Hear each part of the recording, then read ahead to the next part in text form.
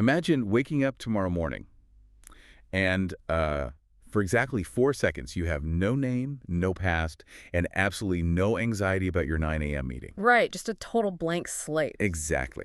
You are, for all practical purposes, biologically enlightened.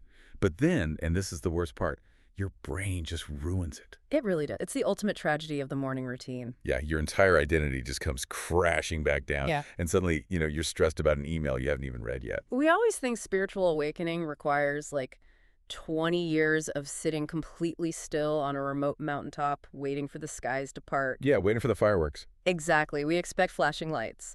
But the reality is, you're experiencing a profound mystical state every single day. You just keep overriding it. Welcome to this deep dive. Today we're exploring a brilliant framework from a collection we've been reviewing called The Butterfly on the Mushroom.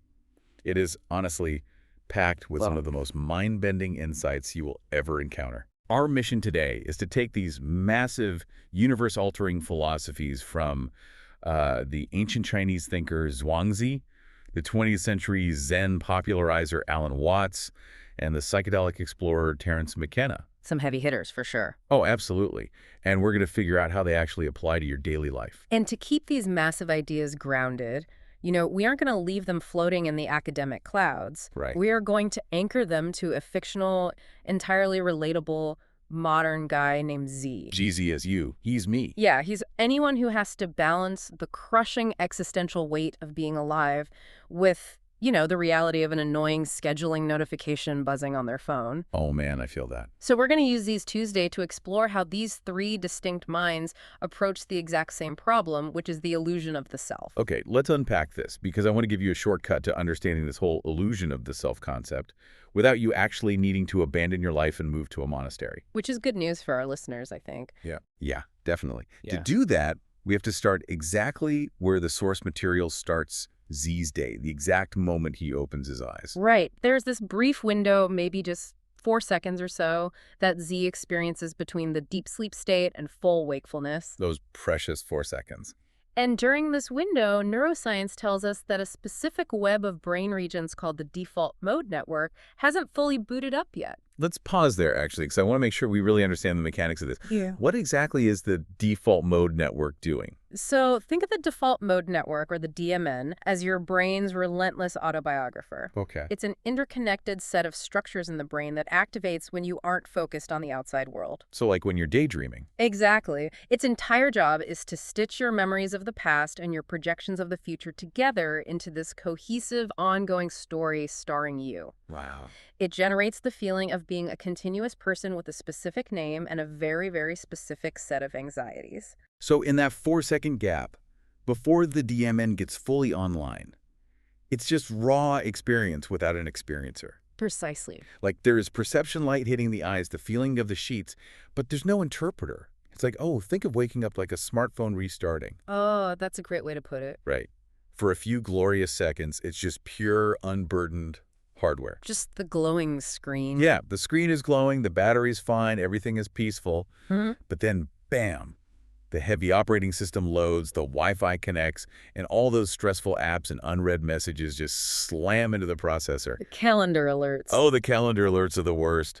Within seconds, Z's name, his history, and his creeping dread about a Wednesday meeting are retrieved from storage and completely reinstalled. And Alan Watts argued that this specific fleeting moment of unburdened hardware is actually the ultimate mystical experience. Wait, really? Just waking up? Yeah, it's the exact state of consciousness that mystics write entire libraries about. But we miss it. Because it's so ordinary? We completely overlook it because we're expecting the spiritual fireworks.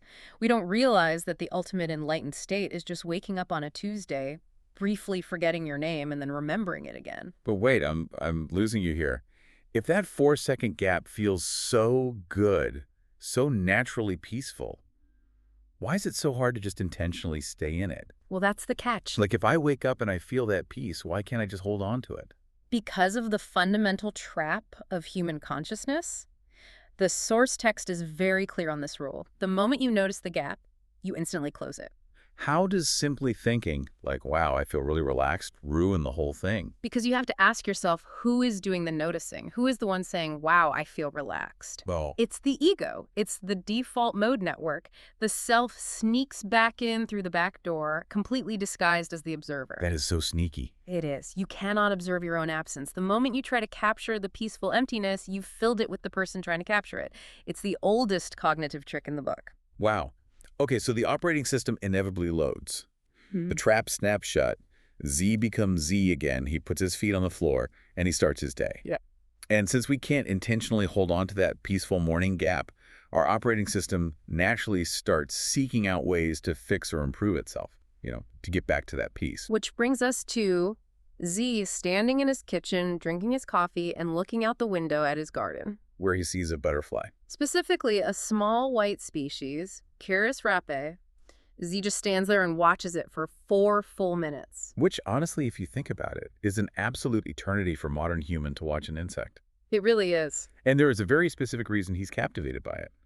It's about how the butterfly flies. Yeah. It is wildly aerodynamically inefficient. Right, it flutters hither and thither. Yeah, looping around, dropping down, shooting back up. It's not taking the shortest distance between 2 points at all. It is completely free from the tyranny of purpose. Which connects directly to Zhuangzi. Over 2,000 years ago, he wrote one of the most famous philosophical passages in history. Oh, I love this quote. He wrote, "Once upon a time, I, Zhuangzi, dreamt I was a butterfly, conscious only of my happiness, unaware that I was Zhuangzi." Right. And then he wakes up and says he doesn't know if he's a man who dreamt he was a butterfly or a butterfly currently dreaming he's a man. Exactly. But the key there is the state of mind. Right. The butterfly is happy specifically because it doesn't remember being a man burdened with human obligations and timelines. Precisely. Think about Z's brain and, your brain for a second. Our human nervous systems are relentlessly obsessed with optimization. Oh, totally. The default mode network is always calculating, how do I do this faster? How do I get richer? How do I become more enlightened? Always seeking. Right. But the butterfly isn't trying to optimize its flight path. It isn't looking at a bird and feeling inadequate about its airspeed. No, it's just being a butterfly. It represents the unself-conscious performance of nature. And to our exhausted, optimizing brains, watching that unoptimized flight feels like a profound cellular relief. But here is the paradox, and this goes right back to our failed attempt to stay in that morning gap. Right. If Z looks at that butterfly and says, I want to be like that, I want to get rid of my stressful self so I can be free, well, he is falling right back into the trap. Exactly. Because trying to get rid of the self is just the self's latest, most cunning project. It's a closed loop. I really love the analogy Alan Watts uses for this. He says that an illusion trying to free itself from itself is like trying to make your teeth bite themselves. Or trying to make your eyes see themselves without a mirror. Yes. You can't use the ego to destroy the ego. It is an impossible loop. And it's crucial to understand why this matters. Watts is warning us that the whole modern project of self-improvement, when it's aimed at destroying the ego, is fundamentally flawed. Because you can't destroy it. Right, and the goal isn't to destroy the self anyway. You need the self. You need your default mode network to remember your passwords and navigate traffic on a Tuesday. Fair point. The goal is to see through it, to make the self transparent. You need to recognize that your identity is just a highly useful fiction, like an app you run to interact with society, but it isn't the fundamental, solid ground of who you actually are. Okay, I hear that. But if Watts says we cannot think our way out of the ego trap because the very act of thinking is the ego that leaves us completely stuck. Unless there's a back door, a way to shut off the ego without using thought at all. Exactly. And that is exactly where the 20th century psychonaut Terence McKenna enters the picture. He argued that there's a biological technology that bypasses the ego entirely. So we shift from the philosophy of Zhuangzi and Watts to the hardcore biochemistry of McKenna. Yeah. Now, McKenna was a controversial figure, obviously, a radical thinker who traveled to the Amazon in 1971 and encountered psilocybin mushrooms, and that experience completely restructured his understanding of human origins. Because he didn't just view them as a recreational escape, right? Not at all. He viewed them as an ancient catalyst for human evolution. All right, this is his famous 1992 stoned ape hypothesis. The idea that early hominids, basically Z's ancient ancestors moving across the African savanna, started consuming psilocybin mushrooms growing in animal dung. Yes. and that this catalyzed the leap to higher human consciousness, the development of complex language, art, religion. McKenna proposed that the mushroom was the missing cognitive link. And what's wild is the biochemical mechanism that makes this possible. The active molecule, psilocin, fits absolutely perfectly into the human brain's 5-HT2A serotonin receptors. Okay, let's break that down. Why does that specific receptor matter so much? Like, what is it actually doing to Z's brain? Remember that default mode network we talked That about? relentless autobiographer, yeah. The DMN is an absolute energy hog in the brain. It rigidly controls how information flows, keeping everything orderly and focused on you. Okay. But those 5-HT2A receptors act like a master volume knob for the DMN. When psilocin binds to those receptors, it forcefully turns the volume of your autobiographical self down to 0. The rigid control system collapses. And suddenly, parts of the brain that normally never talk to each other start cross-communicating in massive glowing webs of neural activity. Here's where it gets really interesting. Because you have to ask if the Stone Ape hypothesis is the most important idea of the 20th century or just the most irresponsible speculation. Right. It's heavily debated. And we're definitely not taking a side here, just reporting what he claimed. But ask yourself, could human consciousness really be a collaborative relationship with a fungus? That's a wild thought. I mean, look at what a fungus actually is. It breathes oxygen. It builds its cell walls from chitin, which is the exact same material used in the exoskeletons of insects and crabs. Yeah. Biochemically, a mushroom is closer to you and me than it is to an oak tree. McKenna's argument was that because of this evolutionary handshake, the mushroom acts as a technology of the sacred. A technology, I like that phrasing. Right. When ingested at a sufficient dose, it doesn't just make you see colors, it chemically dismantles the pretense of the wall the ego builds between the self and the outside world. It forcibly uninstalls the smartphone operating system for a few hours. Precisely. And what happens when that wall comes down? What do you see when the ego stops filtering reality? Everything, I'd imagine. McKenna argued that you see the universe as it fundamentally is. Which brings us to the physicist John Archibald Wheeler and his concept of it from bit. Yes. But it from bit sounds like really intense quantum jargon. Wow. How does a bit of information actually create a physical it? Wheeler proposed that the universe isn't just dead, physical matter crashing together like billiard balls. At the deepest quantum level, reality is fundamentally made of information, pattern, and meaning. Okay, can you give an example? Sure. Think of it like a cosmic game of 20 questions. In 20 questions, the object doesn't really exist in the room. It is constructed by the yes or no answers you receive. Oh, I see. Wheeler argued that every physical thing, it derives its existence entirely from binary choices, from bits of information. The universe is a participatory network of meaning. So, if the universe isn't dead matter, but a living network of information and meaning, and the mushroom chemically breaks down the wall between Z and the universe, what does Z realize he is? He realizes that he's not a separate, isolated thing trapped inside a dead universe. He is a process of the universe. Process of the universe. Think of a wave. A wave isn't a solid object floating in the ocean. A wave is something the ocean is doing. Oh, that's beautiful. In the exact same way, you are not a thing in the universe. You are something the universe is doing. You are the universe recognizing its own patterns. So we are continuous with our environment. Exactly. The skin isn't a boundary keeping you separate from the world. It's a permeable membrane connecting you to it. A wave isn't a thing in the ocean. It's a process of the ocean. That is such a vivid way to see it. It really changes your perspective. But, you know, we have to face facts here. Yeah. Eventually the wave crashes. Yeah. The biochemical effects of the mushroom wear off. The DMN boots back up. The butterfly flies over the fence and out of sight. Reality sets in. And poor Z, sitting at his kitchen counter, still has to go to his mundane Wednesday meeting that just got rescheduled. And this is the crucible. How do these massive, cosmic, ego-dissolving concepts survive the grinding ordinariness of daily life? Right. It is incredibly easy to feel one with the cosmos when your 5-HT2A receptors are flooded, or when you're staring at a beautiful insect. Sure is. But it's really hard when your boss is demanding a spreadsheet. How does Z survive his Tuesday? Well, there are some incredible tools for this in the source material, starting with a brilliant thought experiment from Alan Watts. Watts used to ask his listeners to imagine that every single night you could dream any 75-year lifetime you wanted, in perfect, vivid detail. I would be flying every night. Right. For the first few weeks, you'd go wild. You'd dream of absolute pleasure, endless wealth, being a hero, saving the world. Naturally. But eventually, if you could control everything, it would get incredibly predictable.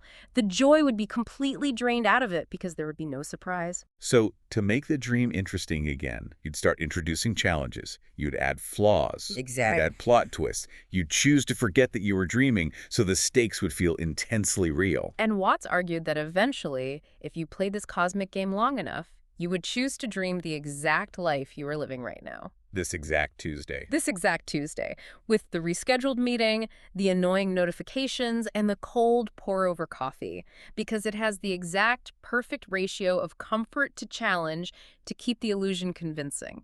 It completely reframes the mundanity of your life. You aren't a victim of a boring Tuesday. You are the architect of it. The friction is the point. And this brings us back to Zhuangzi and the mechanism of modern utility, illustrated by the story of the useless tree. Which is such a great story. So what does this all mean? Let's look at this story. Zhuangzi describes a massive, ancient, gnarled tree in a forest. A carpenter walks right past it with his apprentice. Yeah. The apprentice points to this giant tree and asks why they aren't cutting it down for lumber. The carpenter scoffs and says the tree is useless. Its wood is too knotty and twisted to be turned into planks, boats, or pillars. It has no utility. Exactly. But later, the tree comes to the carpenter in a dream and drops a massive truth bomb. I love this part. It says, all those straight, useful trees, they got chopped down and consumed. My uselessness is my protection. My uselessness is what allowed me to grow ancient. The useful tree is defined solely by what it can be converted into. The carpenter doesn't see a living being. He sees potential lumber. He sees a product. And isn't that exactly how the modern economy sees Z? How it sees you, the listener. Unfortunately, yes. Our culture views you as potential lumber. It measures your entire worth by your utility, your output, how well you optimize your time, and what you can produce for the system. But the useless tree proves that the ego's obsession with optimization is a trap. A total trap. There is profound inherent value in simply existing, in being unoptimized, in remaining unconverted into a product. Because the value of your existence is the existence itself. Exactly. You don't have to justify your space on the planet by being useful. This also ties into Zhuangzi's concept of flow, like Cookding cutting an ox. Oh, right, the cook. Cookding doesn't hack wildly at the bones. He lets his knife naturally find the empty spaces and gaps in the joints. He moves effortlessly because he understands the underlying structure of reality and doesn't fight against it. But, let's be totally honest here. Following the natural flow, recognizing that you're a process of the universe, none of this makes you immortal. No, it doesn't. None of this makes you perfect. The human body is fragile and deeply flawed. Look at the very men we are talking about.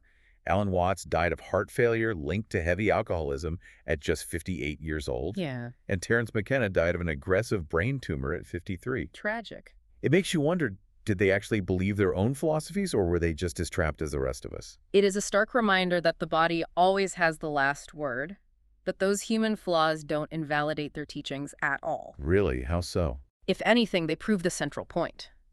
Watts openly admitted, the sharing is not the finding.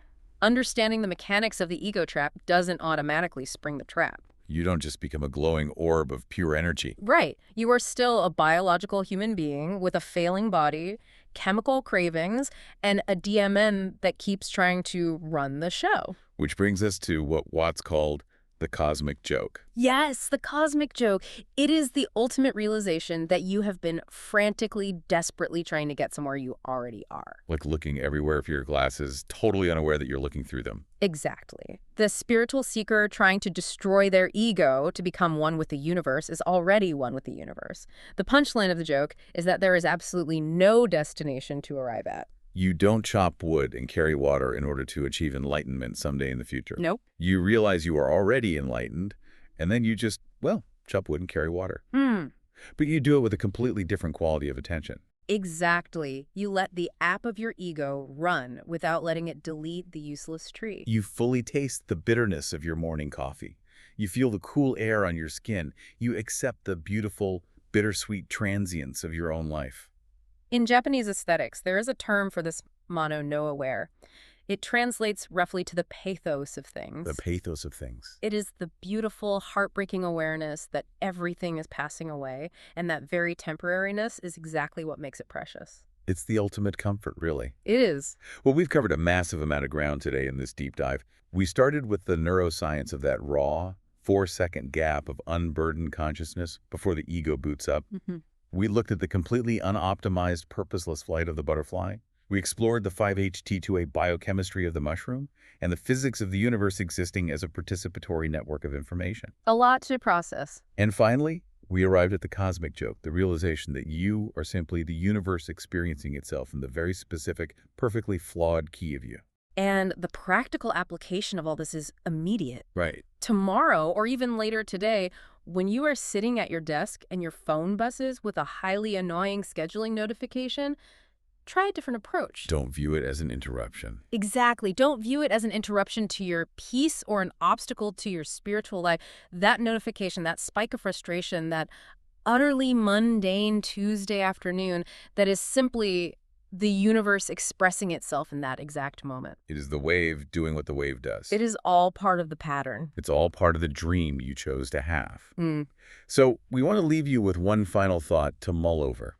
Tonight, when you lay down in the dark and your default mode network powers down once again. Shutting off all those apps. Yeah, releasing your name, your history, and your daily anxieties back into the void of sleep.